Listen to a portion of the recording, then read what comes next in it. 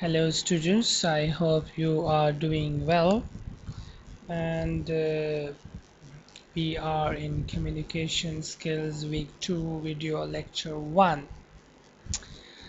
um, in week 2 we have some theories which perhaps need some almonds for the brand because but I will make it easy that are not that much difficult. So I think my cursor's okay, now it works. So we have general theories. I hope you have in your mind, keep in mind the components of communication and definition of communication, which I have taught you in the week 1. Normally, the general theories are taught before then components of communication. Uh, to my opinion, it makes students slightly confused. So if you went through the components of communication, the general theories would be a piece of cake for you. First is the electronic theory. This is very influential theory.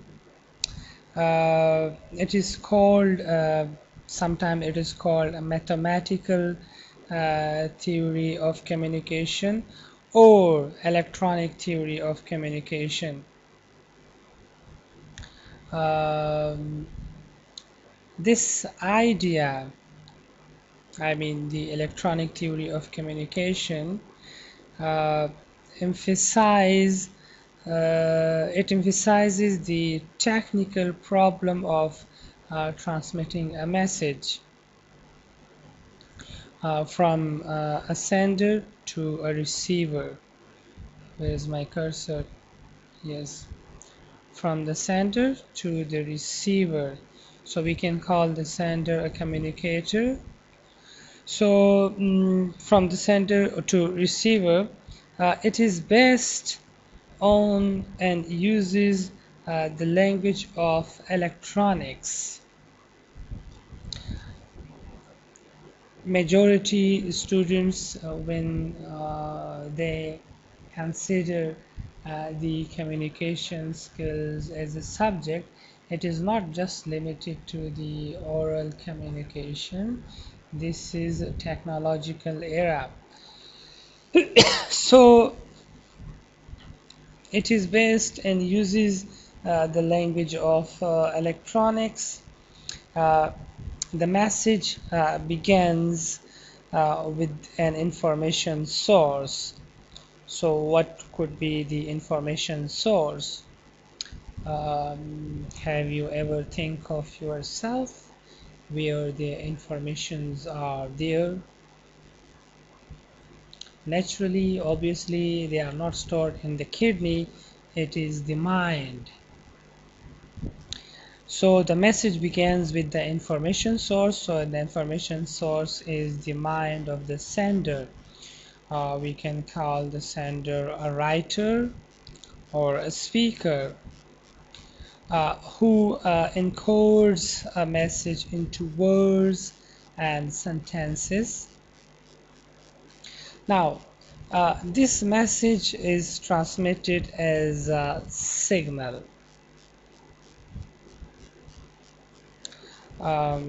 Signal, perhaps you would be thinking of some technological thing like electromagnetic waves. That includes too, but uh, the signal could be marks on paper or sound waves on which we communicate.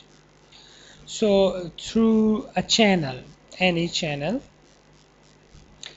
could be a paper, could be sound waves, could be anything, where the message may be distorted by noise such as smudged uh, typing or Uh, I hope this is you are MA morning student. You have studied the phonetics and phonology as well.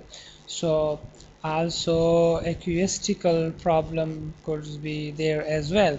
So in short, the message may be distorted by noise, or if the medium is paper, so it could be smudged by the typing or some acoustical problems. As a last step, the receiver, who is the listener or reader, records the message. um, I have drawn the diagram again, sorry, I have drawn the diagram. Sender, the message, maybe it could be distorted by, I have told you earlier, I will not repeat, and receiver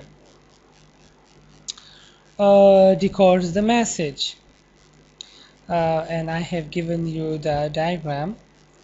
Now, the electronic theory is helpful because it introduces the ideas of sender and receivers. So this theory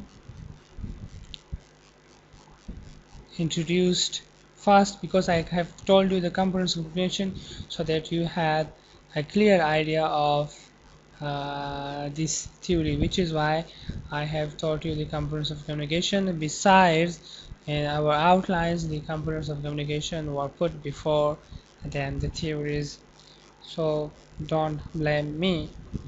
So it introduces the ideas of sender and receiver, and of possible interferences. Uh, so we have three things: sender, receiver, message, and possible interferences. This theory emphasizes one important aspect of communication, that is accuracy. Uh, this theory usefulness is limited, however, because of course people are not machines. It may be possible to design a perfectly electronic communication system, but not a human one. Preoccupation